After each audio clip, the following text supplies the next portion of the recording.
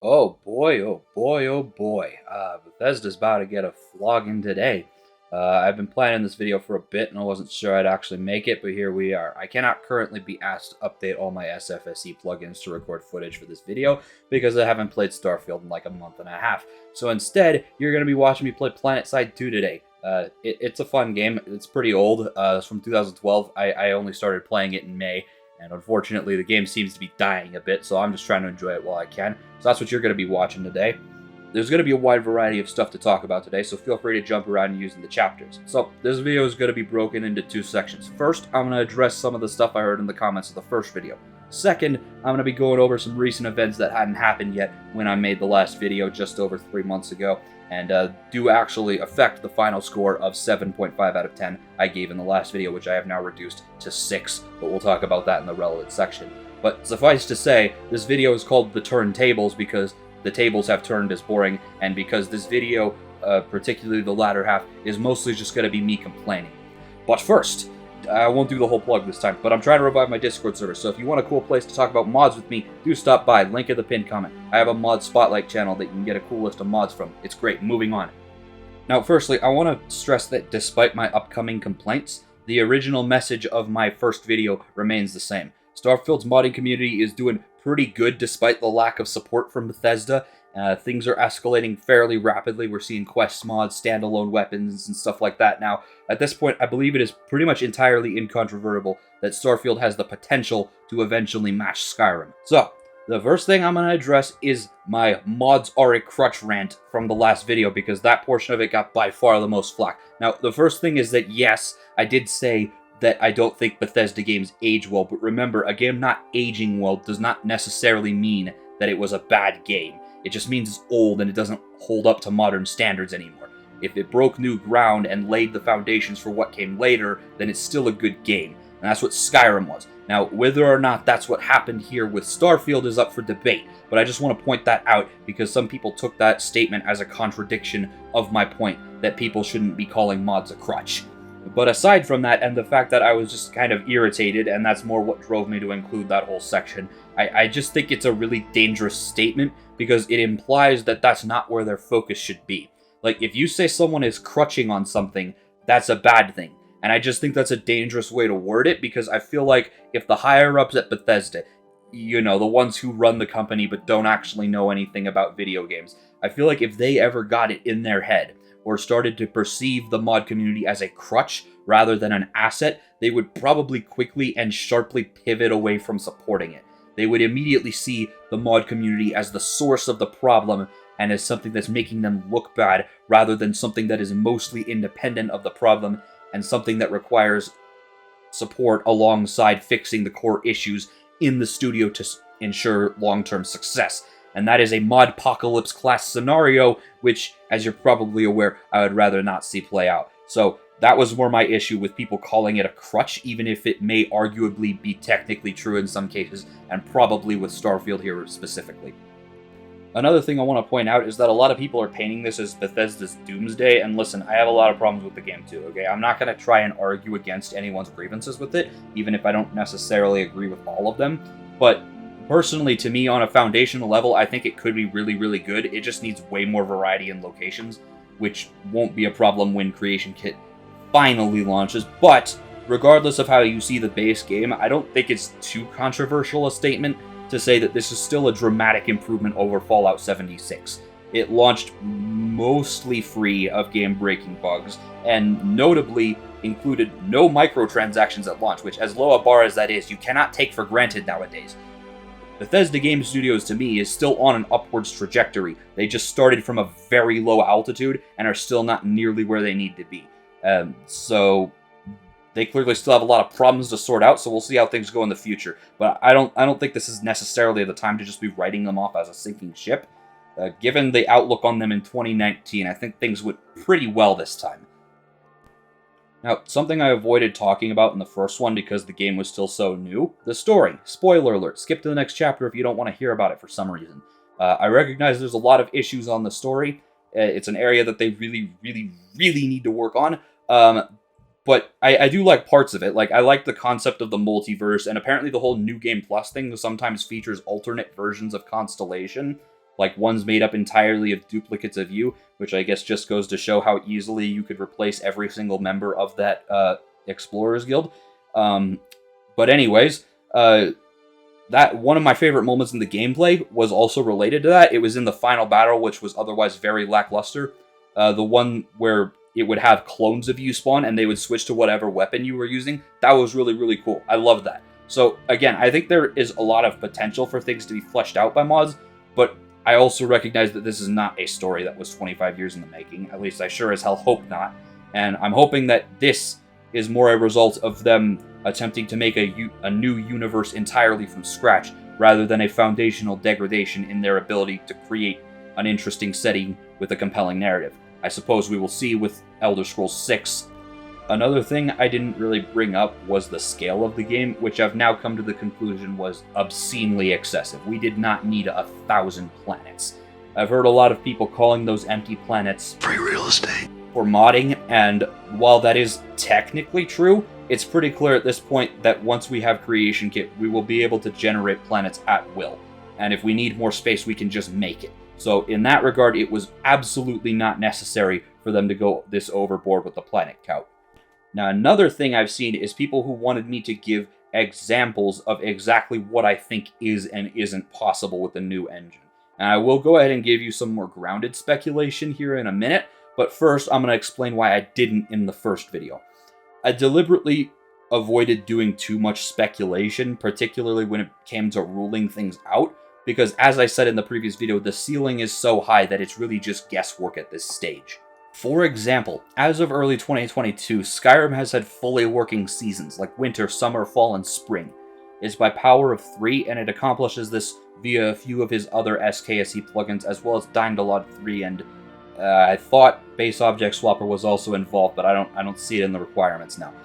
Power of 3 also made that, so maybe it used to be, and he just integrated it into the Seasons mod itself, or maybe I'm just totally wrong. Anyways, the point is, it's exactly what it sounds like. I'm not using it right now. I thought it made Skyrim look a bit too homogeneous, so I got rid of it. But here's a few screenshots I took from when I used it. It works very, very well, too. If you use the console to advance the date to a different season, all it takes is a single cell reload, either going inside then back outside, or fast traveling somewhere to apply the new season. And the point of bringing this up is that seasons were not something that were even really up for discussion when the game came out. This is something that took many years to even look like something that was feasible, let alone a fully functioning and entirely realized mod genre, which is now what we have. There are dozens or even hundreds of mods relating to seasons at this point, from flora overhauls for each season to support for third-party world spaces like Bruma and Wormstooth.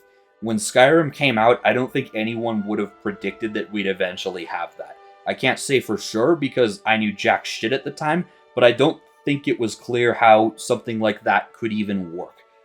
And that's why I'm hesitant to point at any given mod idea, and be it seamless atmospheric transitions or larger world spaces, and say, that's never gonna happen, because 1, yeah, not with that attitude, and 2, pretty much every time I've ever done that, I've ended up being wrong.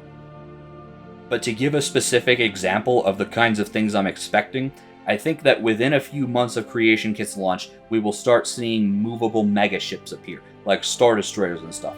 And I think this would actually be pretty easy to do.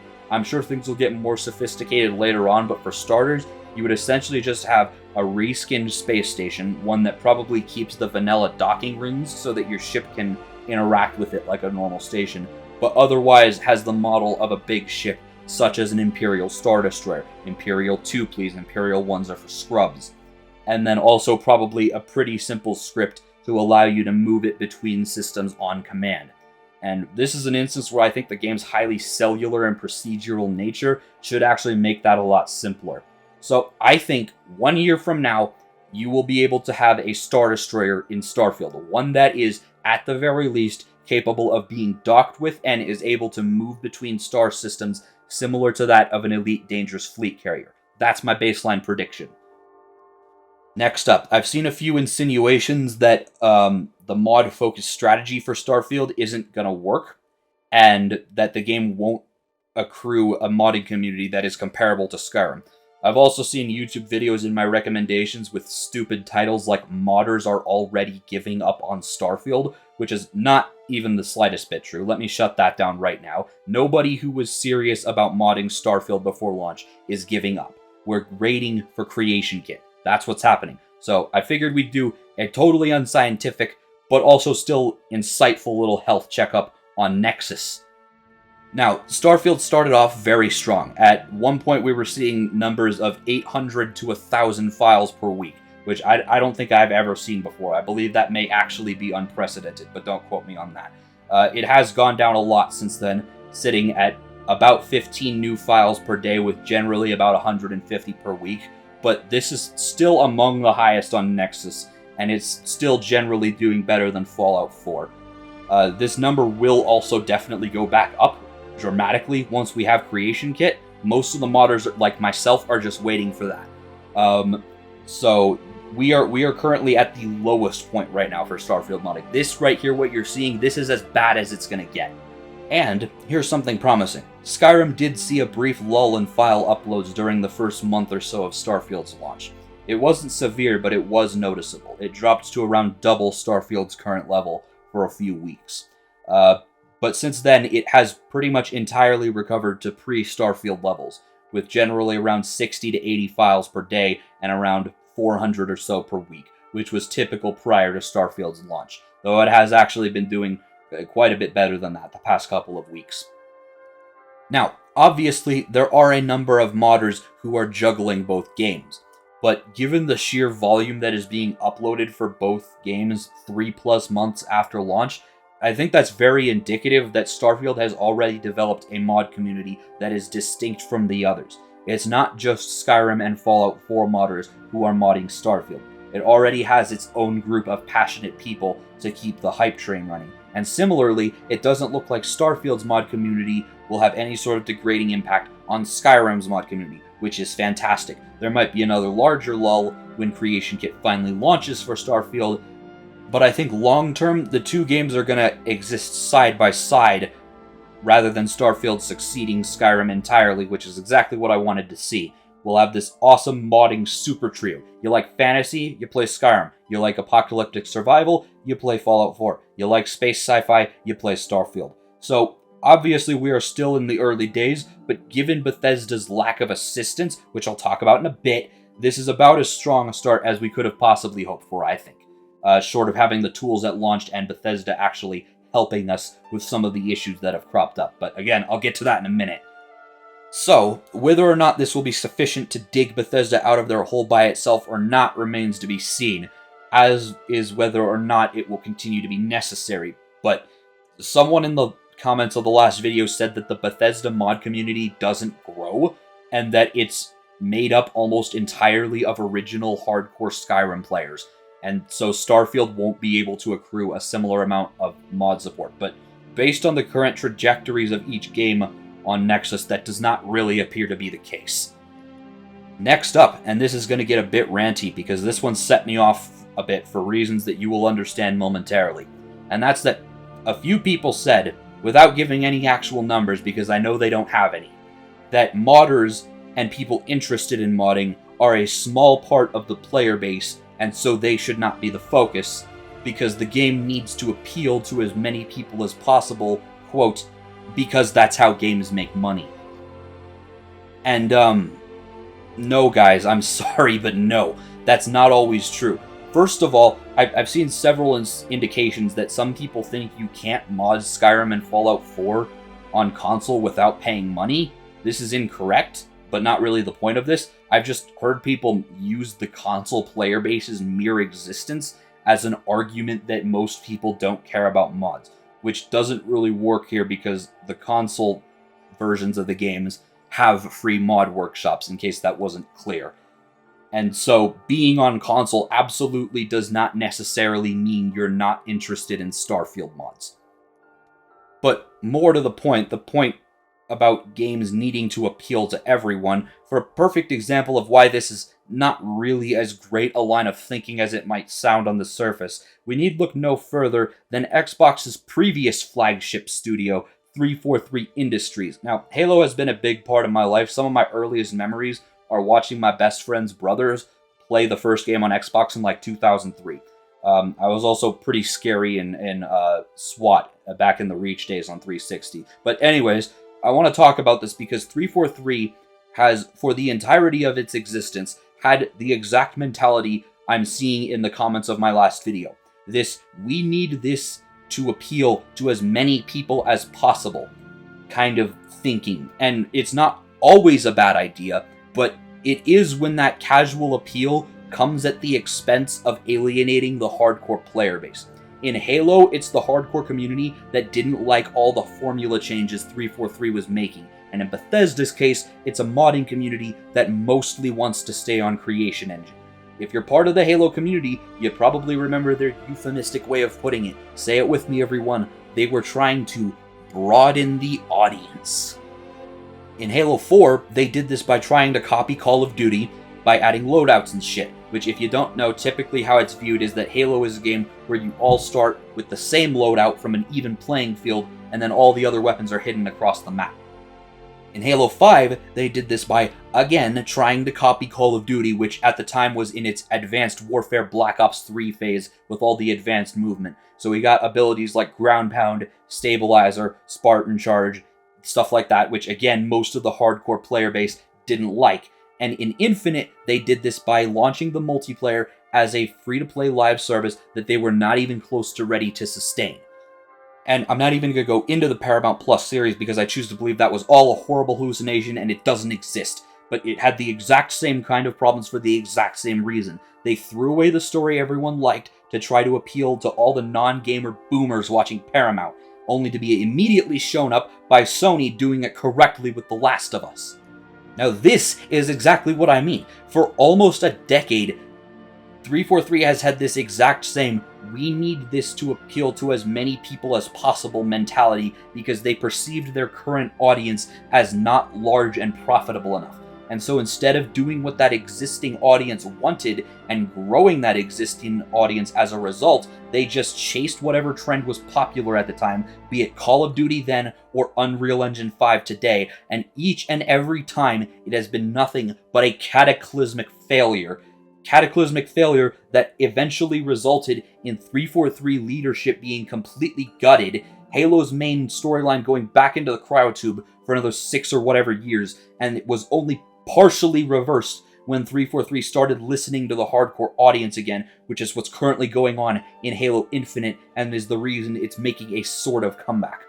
I personally am not done giving them the silent treatment. They are still in timeout for me, but I do have to say some of the recent stuff does look mildly compelling.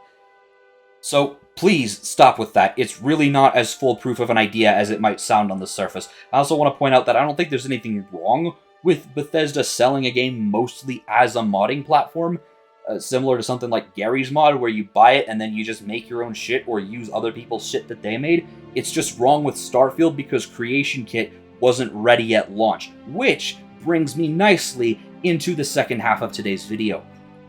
So, that brings us nicely into part 2, where I have 3 topics I want to cover, some good news and some not good news. We'll start with the good though. The good is that we now have Starfield's version of Xedit, or SF1 Edit. Xedit is a suite of mod tools for Creation Engine games where X is the name of the game. So, TES5 Edit, SSE Edit, FO4 Edit, and now SF1 Edit. There are also versions for Enderall and some of the previous titles.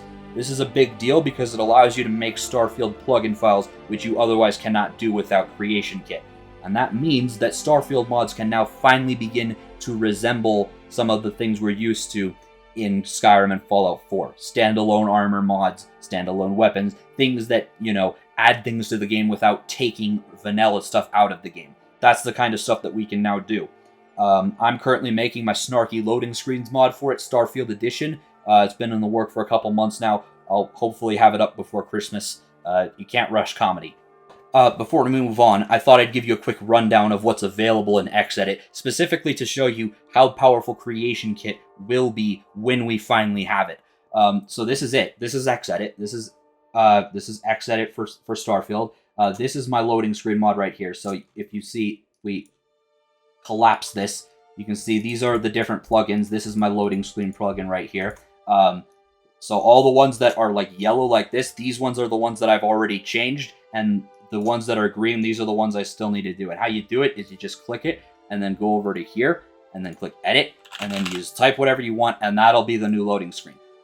So that's very simple. It's very straightforward. It's just thinking up with this many. It's just thinking up with this many jokes. Can you tell this part's unscripted? Because it is. So yeah. So that's how you do that. But just look at everything that there is to be changed in here. Now, a lot of this you can already make minor edits to just in Xedit. So you've already got a degree of control over most of the stuff on this list. But once we have Creation Kit 2, you'll be able to do pretty much anything with any of these things, okay? New races? Cool. New quests? Sure. New planets? Yes, new planets, that sounds fun. Biomes? Yeah, we could do that too. But that ties us nicely into the not-so-good news, because the not-good news is actually the reason that the aforementioned good news is so significant. And the first of those developments is that Creation Kit 2 isn't coming until, quote, early 2024. Now, when I first heard this, my initial reaction was to rationalize it. I'm like, okay, maybe I'm being unreasonable, wanting it to be very shortly after launch. After all, it's always taken them at least a couple of months to release these tools. But the more I'm thinking about it, the more I'm like, no, I'm not being unreasonable. First of all, the game was delayed an entire year, which makes me wonder what was the plan before the delay, back when it was supposed to come out in 2022. Was your plan still to shove Creation Kit out the door in a few months, or, God forbid, was this originally supposed to be the longest wait we've had, and the plan at the time was still early 2024? I don't know, but you guys had a lot of extra time and a massive cash injection from Microsoft, so I don't think a timely release of your mod tools was too much to expect. So in light of that, I reduced my original score of 7.5 out of 10 to 6 out of 10. If early 2024 is anything other than January, that score will probably go down further. If you guys are going to drag this out into March or April, that's going to be pretty rough. Now, the next little bit is something a little less obvious if you're not someone who actively follows modding news like I do. I want to step over to Nexus real quick and take a look at this article they posted a while ago about Starfield plugins. Now, most of this post is about a technical change relating to ESL files, as well as an issue that's affecting some records within plugins that can cause them to point the engine to the wrong data when it tries to load something, but that's way more technical than I want to get into right now, and the ESL one is too for the most part, but I'll give a little overview of that. So, an ESL is a type of plugin file that doesn't contribute to the ESP-ESM plugin limit, which in Skyrim Special Edition is 254. And instead contributes to a much higher light plugin limit that is in the thousands, 4096 in Skyrim Special Edition. Now, not every plugin can be a light plugin. They have to be smaller mods, but when it can be used, they are crucial, because I realize that 254 mod plugins might sound like a lot, but it really isn't. I'm pushing 1400 at this point, and many reasonable popular mod lists include up to 500 mods. Now, as I said, I'm not really going to go too deep into the technical issue because the problem with the plugins isn't actually why I'm bringing this up. But the short of it is that there's been a change to Starfield's version of the creation engine that makes ESL plugins much more fragile, at least with our current methods of load order management. And because the engine now treats them as an entirely separate load order, which can cause problems if they reference master files that aren't in their light load order and are in the regular load order. Now, this is not the end of the world or anything. We will find a better way to deal with it more effectively, and it will be fine. But this is something that the community needs to be looking into right now so that it isn't disruptive when the actual mod support finally arrives. Now, I don't expect Bethesda to rewrite our mod management rules for us, nor do I really want them to, because they'd probably just make it worse. But I feel in this situation and others, because there's also that whole thing where now you have to put loose asset mods to your documents folder by default next to your save game and INI files, which is dumb. That's a whole other mess. But I feel like the very least Bethesda could do is sit down with us, and I don't mean me specifically, but with the real experts in the community, and walk them and the rest of us through the rationale behind these changes. But as you can see at the bottom of the article, Nexus reached out to Bethesda for comment, and they refused not just to discuss this issue, but anything mod related at this time. And that just really doesn't sit right with me. I get there might be some legal stuff involved, but I don't think that excuses a complete and total lack of communication with an important lifeline, especially right now. Like, right now, the Starfield mod community is thriving, but it is thriving only in spite of Bethesda, not because of them. Like, y'all, as I said earlier, I don't think it's necessarily correct to say that your ship is sinking, but there is definitely a fire on board, and you aren't acting like it. It's like a small localized fire, and the mod community is trying to hand you a fire extinguisher, but you're just like, nah, we'll wait for the fire department to show up in 10 minutes. It'll be fine until then. And I know I said I only had 3 things to talk about, but here's a 4th thing, because we're now on December 6th, the day I'm recording this. So yesterday Skyrim got an update, and this is unscripted, so just bear that in mind. But now I don't really like Bethesda updating Skyrim at all anymore, because it just breaks the SKSE plugins, and I don't feel like there's much of a point in them doing it anymore. But they did. And there is some good stuff in there. For example, console players can now back up their mod load orders, which is great. ESLs were made a bit more robust. They can be larger now. They doubled the amount of records they can contain, which means more things can be marked as light now, which means they won't contribute to that 256 limit anymore. So that's also really good. I like that.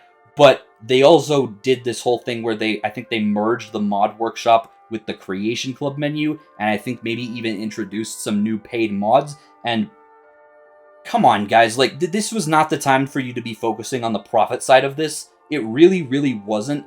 But you guys have done nothing but stupid shit as far as PR goes since Starfield came out. You have not done a single intelligent thing, I don't think. So this is not really that surprising, but it's just another thing that I feel like I have to bring up now. So I don't think it's gonna like harm anything that much, really, other than the fact that all the SKSE plugins have to be updated now. But I don't think it's that big a deal. I don't think they like did something catastrophic or anything. It's just, why? Like, did you really have to do this now? You couldn't have waited until maybe you were done putting the Starfield stuff out? I don't know. Whatever. Now, we'll end this video off with some hypotheticals. Namely, let's say, and I realize this is a long shot at best, but let's say Bethesda has a moment of clarity, and they realize that now is not the time to be trying to set up new sources of profit, and they should instead be focused on making the mod scene for their new game as strong as possible. What would they need to do for me to feel placated? Well, firstly, quit with the silent treatment bullshit and start helping us with these issues now. That's number 1. But I'll give you my biggest condition. And I realize, again, this is a pipe dream. But I would be willing to overlook most of the past couple of months if they let Starfield Script Extender run on an Xbox when mod support finally launches. Even though that doesn't have any actual implications for me personally as a PC player, that would be such an enormous win for the mod community as a whole that I would, honest to God, be willing to look past most of the stupid shit that has happened since Starfield launched. So that's the main thing to me. That's what it would take for me to mostly brush off the absolute mess of a launch window that we've just experienced. So I don't know. We'll see what happens whenever they do this, but that's my demand for placation. But anyways, I guess that's most of what I wanted to talk about today. Sorry if it seems a little chaotic. There's been, I've been developing this script for like a month now, and then stupid shit just keeps happening. I didn't even bring up the whole thing that they were doing with the Steam reviews. I don't really have anything to say about that. It's stupid. They're idiots. Whoever decided that they were gonna go ahead and do that, fire them or something, please. But yeah, so that's all I've got to say for now. I'm not going to be focusing that much on Starfield until they put out Creation Kit, because that's really all that has interested me from the start. And it's still not here, so I'm just waiting for that. But until then, thank you guys so much for watching this video. If you liked it, please do leave a like, and I will see you guys next time. Peace out.